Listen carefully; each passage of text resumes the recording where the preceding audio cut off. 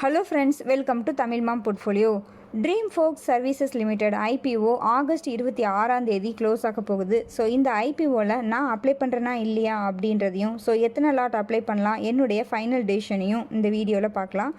So second day subscription 25ஆம் தேதி evening பார்த்தோம் அப்படின்னா ரீட்டைல் கேட்டகரியில் 19 டைம் வந்து சப்ஸ்கிரைப் ஆகியிருக்கு. ஓவராலாக 6 டைம் வந்து சப்ஸ்கிரைப் ஆகியிருக்கு.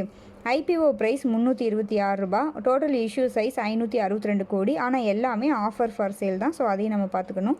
ரீட்டைல் ரிசர்வேஷன் 10% தான்.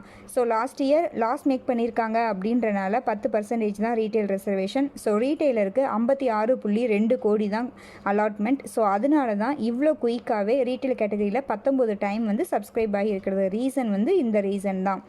ஐபிஓ க்ளோஸ் ஆகிறது ஆகஸ்ட் 26ஆம் தேதி.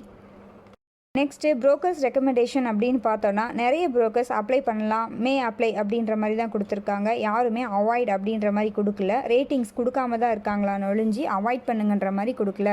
நெக்ஸ்ட்டு கிரே மார்க்கெட் ப்ரீமியம் அப்படின்னு பார்த்தோன்னா 83 ரூபா அப்படின்ற மாதிரி ஒரு வெப்சைட்லேயும் 75 ரூபா அப்படின்ற மாதிரி இன்னொரு வெப்சைட்லேயும் கொடுத்துருக்காங்க. ஸோ நான் வந்து 75 ரூபா அப்படின்னு எடுத்திருக்கேன். ஸோ அப்படி பார்த்தோம்னா 23% ப்ரீமியமில் கிரே மார்க்கெட்டில் ட்ரேட் ஆகிட்டு இருக்கு ட்ரீம்ஃபோக்ஸ் சர்வீசஸ்.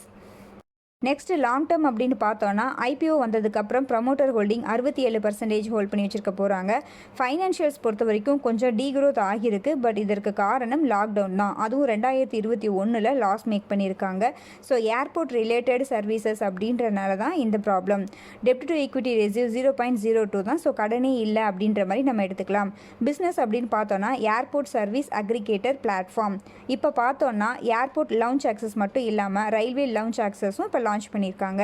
காம்படிட்டர்ஸ் எந்த ஒரு லிஸ்டடு காம்படிட்டர்ஸுமே இல்லை. இப்போ தான் இந்த இண்டஸ்ட்ரி க்ரோ ஆகுது அப்படின்றனால இந்த இண்டஸ்ட்ரியில் ஃபஸ்ட்டு லிஸ்ட் ஆகிற கம்பெனி இந்த கம்பெனி தான்.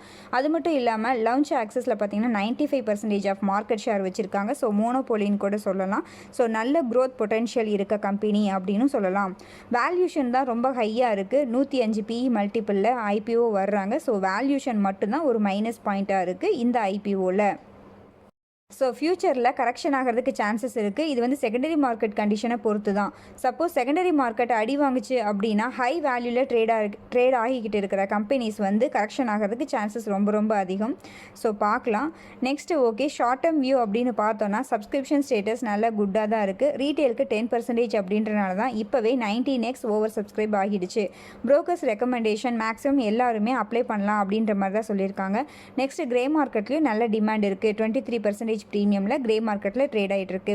செகண்டரி மார்க்கெட் கண்டிஷன் பார்த்தோன்னா நிஃப்டி நியர் ஆல் டைம் ஹையில் தான் ட்ரேட் ஆகிட்டு இருந்தது. பட் 25th அன்னைக்கு ஈவினிங் பார்த்தோம் அப்படின்னா கொஞ்சம் டவுன் ஆகியிருக்கு. யூஎஸ் டெலிகேஷன் தாய்வானில் லேண்ட் ஆக போகிறாங்க அப்படின்ற நியூஸ் வந்ததுனால தான் இந்த கரெக்ஷன் அப்படின்ற மாதிரி நியூஸ் வந்திருக்கு.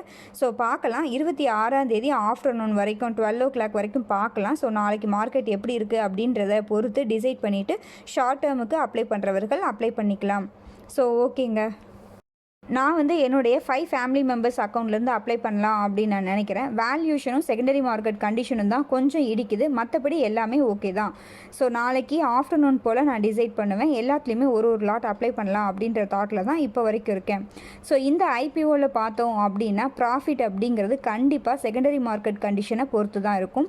செகண்டரி மார்க்கெட் நல்லா இருக்குது அப்படின்னா எவ்வளோ வேல்யூஷனில் இருந்தாலும் கம்பெனி நல்லா ட்ரேட் ஆகிட்டு தான் இருக்கும், நல்ல ஹை வேல்யூவில். பட் செகண்டரி மார்க்கெட் அடி வாங்குச்சு அப்படின்னா ஃபஸ்ட்டு கரெக்ஷன் ஆகிறது அப்படிங்கிறது ஹை வேல்யூவில் ட்ரேட் ஆகிட்டு இருக்க ஷேர் தான். ஸோ அதனால் நம்ம வந்து இதை கண்டிப்பாக பார்த்துக்கணும். ஓகேங்க, இது என்னுடைய பர்சனல் வியூ மட்டும்தான். ஸோ இந்த என்னுடைய வியூவை பேஸ் பண்ணி நீங்கள் எந்த ஒரு டெசிஷனுமே எடுக்காதீங்க. ஸோ உங்களுடைய ஓன் அனாலிசிஸ் படி உங்களோட டெசிஷனை எடுத்துக்கோங்க. ஓகேங்க, இந்த வீடியோ உங்களுக்கு யூஸ்ஃபுல்லாக இருந்துச்சு அப்படின்னா லைக் பண்ணுங்கள், கமெண்ட் பண்ணுங்கள், உங்கள் ஃப்ரெண்ட்ஸ்க்கு ஷேர் பண்ணுங்கள், நம்ம சேனலை சப்ஸ்கிரைப் பண்ணுங்கள், நம்மளுடைய டெலிகிராம் சேனலையும் ஜாயின் பண்ணிக்கோங்க. நீங்கள் டிமாட் அக்கௌண்ட் ஓப்பன் பண்ணணும் அப்படின்னா நம்ம சேனலோட வீடியோஸில் டிஸ்கிரிப்ஷன் பாக்ஸில் ஏஞ்சல் 1 and 0 லிங்க் இருக்கும். ஸோ அந்த லிங்க் யூஸ் பண்ணி நீங்கள் டிமாட் அக்கௌண்ட் ஓப்பன் பண்ணிக்கோங்க. நன்றி, வணக்கம்.